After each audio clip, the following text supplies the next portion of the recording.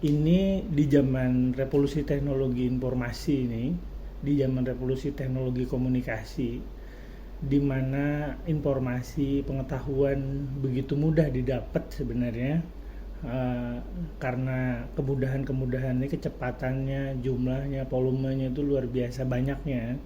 Tapi kita melihat ironi yang besar di zaman ini. Justru di zaman ini orang kemudian banyak mengkonsumsi hal-hal yang tidak bermanfaat, tidak berguna, tidak membantu dirinya menjadi sadar dan berdaya ya. Jadi mereka mengalami yang disebut dengan kebutaan literasi. Jadi meskipun punya banyak akses tapi buta secara literasi. Mungkin buta huruf sudah tidak banyak lagi, tapi buta literasi digital itu terjadi. Kemudian buta literasi keuangan itu terjadi. Makanya banyak orang menjadi korban pinjol, pinjaman online, penyalahgunaan teknologi informasi sebenarnya itu. Banyak juga orang yang mengalami kebutaan terhadap perbedaan-perbedaan. Jadi terlalu sibuk narsis terhadap dirinya lalu tidak bisa memahami orang lain. Jadi kebutaan budaya lah sebenarnya. Jadi selalu melihat orang yang berbeda itu sebagai ancaman, itu kebutaan budaya. Nah, tapi dari sekian banyak kebutaan yang paling berbahaya itu sebenarnya adalah kebutaan politik, buta politik. Jadi buta politik itu dia tidak tahu hubungan antara kekuasaan dengan dirinya. Bagaimana kekuasaan itu mempengaruhi hidupnya. Bagaimana pilihan dia terhadap orang-orang yang berkuasa itu yang nantinya akan membuat kebijakan itu akan berdampak kepada hidupnya.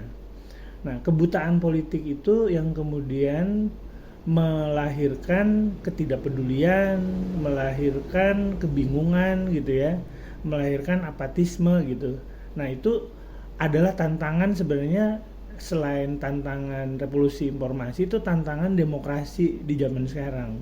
Seharusnya demokrasi di zaman sekarang menghasilkan kesadaran yang lebih baik dari pemilih untuk mendapatkan pemimpin yang terbaik atau perwakilan yang terbaik kalau di lembaga legislatif. Tapi karena masyarakatnya itu mayoritas itu buta politik, akhirnya mereka tidak memilih dan tidak secara sadar mencari tahu tentang pilihan-pilihannya, mencari tahu rekam jejak orang-orang yang akan dia pilih, menguji rekam jejak tadi, membangun penalaran yang benar terhadap pilihan tadi. Nah, karena itulah memang dalam pasar bebas politik seperti ini, akhirnya masing-masing memang harus bekerja ini untuk melawan kedangkalan, melawan kerusakan yang lebih besar akibat buta politik. Nah, khusus untuk generasi baru, terutama Gen Z yang mungkin baru memilih atau memilih yang kedua kali. Nah, masa depan itu milik kalian. Cuma transisi menuju masa depan ini sedang ditentukan oleh generasi di atas kalian. Karena itu kalian tidak boleh membiarkan buta politik itu terjadi. Kalian harus cari tahu siapa pemimpin yang pantas, siapa pemimpin yang layak, siapa pemimpin yang mampu, siapa perwakilan yang bisa diandalkan, yang bisa menyuarakan kepentingan generasi kalian sebagai pemilik masa depan.